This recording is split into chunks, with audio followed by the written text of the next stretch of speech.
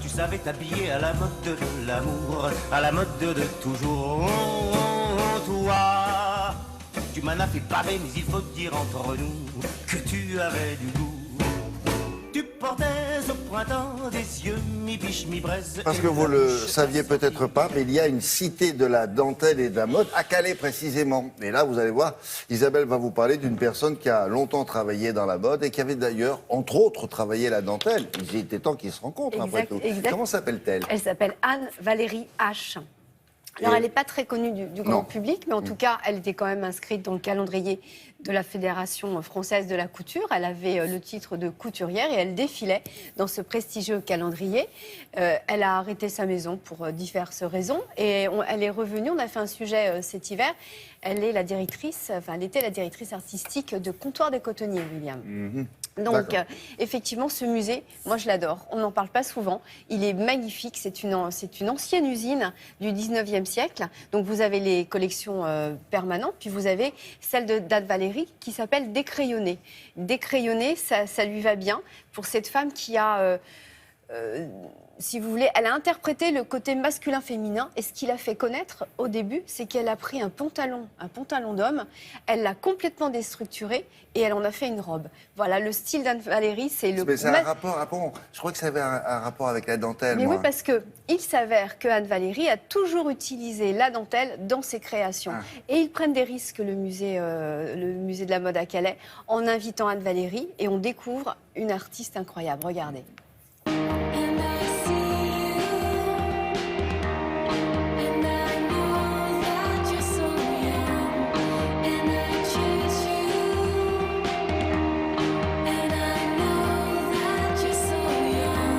Si le musée de la mode et de la dentelle de Calais a fait appel à moi pour cette exposition, c'est parce qu'ils avaient repéré dès le début dans mon travail la façon d'amener la dentelle.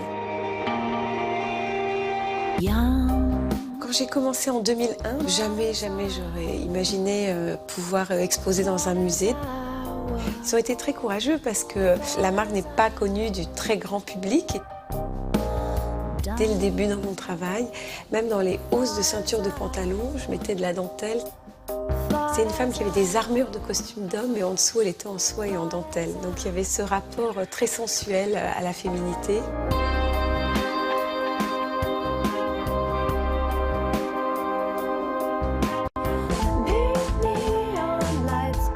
Très important le nom.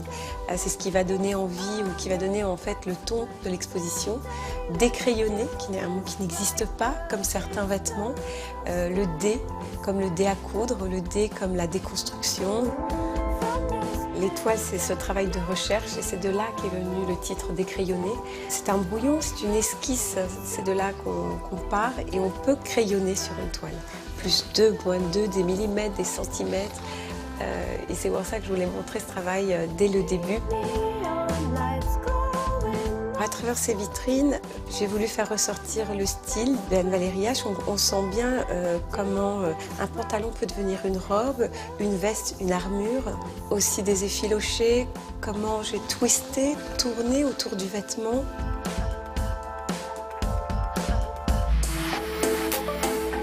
Ma muse, c'est Lou Le Sage. Que j'ai connue quand elle avait à peine 10 ans. Elle m'a inspirée. C'était une jeune enfant.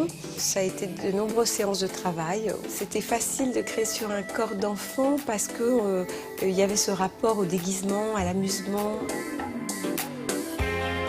Le noir est une de mes couleurs favorites. Le blanc, le gris, le bleu marine, des couleurs assez neutres parce que quand on exprime la coupe, c'est peut-être pas toujours nécessaire d'exprimer en plus l'imprimé ou la couleur.